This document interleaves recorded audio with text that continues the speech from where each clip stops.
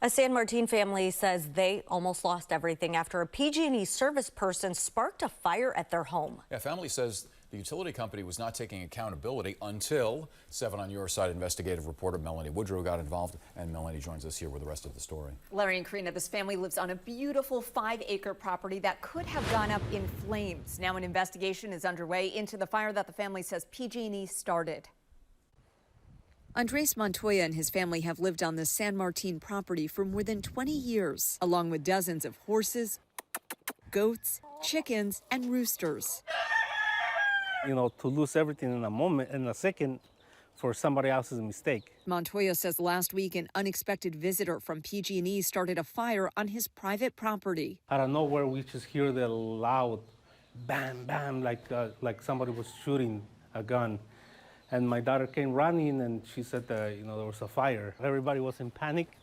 The kids were screaming. The utility company confirms it was on Montoya's property, writing in an emailed statement, quote, under California law and CPUC regulations, PG&E is authorized to access properties where our facilities are located to safely inspect, maintain, and operate them, even without prior permission, though we always aim to provide notice when possible. They should have the courtesy of, you know, letting us know, hey, it's okay if we go in your property, or we're going to have to be in your property because we need to work on the equipment. Luckily, no one was hurt, and firefighters put out the fire. Otherwise, we would have cut the car, and then after that, the house. But with the extinguished flames, something else dried up. We've been without water since. The family gets their water from this pump, powered by electricity. PG&E returned earlier in the week to assess what was going on, but Montoya and his sister-in-law say the utility company wasn't taking accountability. We're not saying you did it. Yeah, I know. But we're trying to figure out what happened. But do you understand that nothing was wrong until this guy came and put hands on There him? was something wrong. The meter wasn't We had water, communicating. we had electricity. But the meter wasn't communicating, so there was an issue. Everything was perfectly fine before they came and touched the meter. The family's neighbor began supplying one of the 2 homes on the property with water.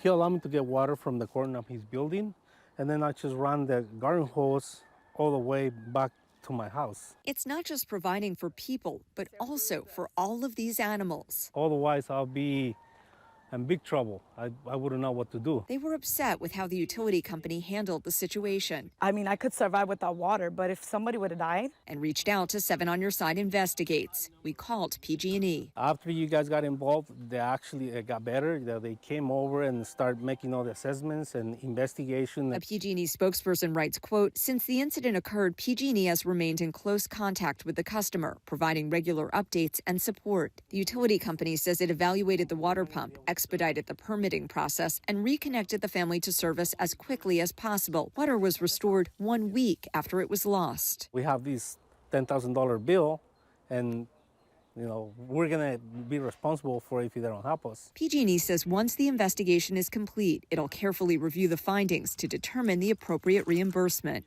A not-so-small price to pay for an unexpected visit that could have cost them much more. The explosion could have got the whole property, and we were here, you know, kids, my dad, myself.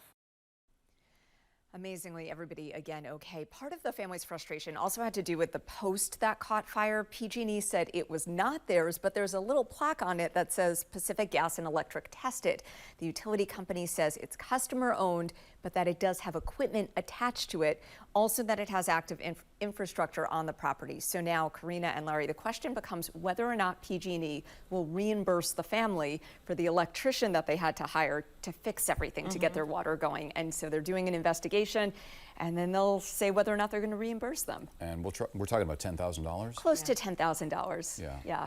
I mean, the good thing is, as you mentioned, the animals, everyone is okay, but what a pain to deal with. No water for a whole week. Yeah, and luckily they had this neighbor, right, who was helping them out with water, and so they were able to get water to all of those animals in addition to all of the people that live on the property. Nice, beautiful, extended family. Yeah. All right. Well, hopefully it resolves itself soon, and they don't have to pay $10,000 for that. Exactly. Thank you, Mel. Thanks.